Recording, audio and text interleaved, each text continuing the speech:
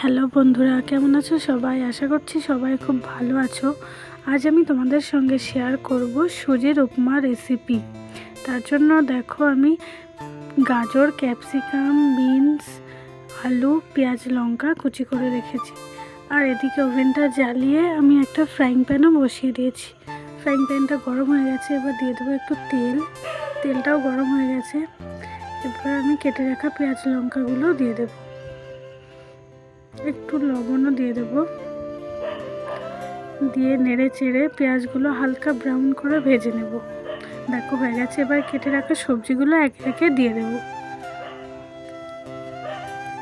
দিয়ে ভালোভাবে নেড়ে চেড়ে একটু লবণও দিয়ে দেব,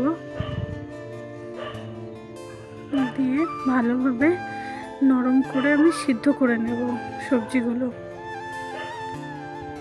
দেখো হয়ে গেছে, এবারে একটু হলুদ গুঁড়ো দিয়ে দিলাম,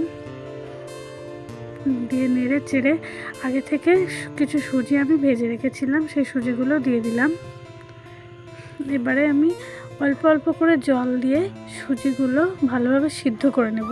অল্প অল্প জল দিয়ে সিদ্ধ করলে সুজিগুলো ঝরঝরে থাকবে, দলা পাকিয়ে যাবে না। তো দেখো আবার একটু জল দিয়ে দেব, দিয়ে ভালোভাবে সুজি আমি সিদ্ধ করে নিচ্ছি। তো দেখো হয়ে গেছে, এবারে আমি আমার কাছে কিছু ভাজা বাদাম ছিল সেগুলো দিয়ে দিলাম। তোমরা চাইলে এর সঙ্গে কিছু কিশমিশও দিয়ে দিতে পারো, আমি আর দিলাম না। দেখো নামানোর আগে একটু পাতিলেবুর রসও দিয়ে দিলাম। তো দেখো আমার ঝরঝরে সুজির উপমা একদম রেডি। কেমন হয়েছে জানিও কিন্তু সবাই। Thank you for watching, by.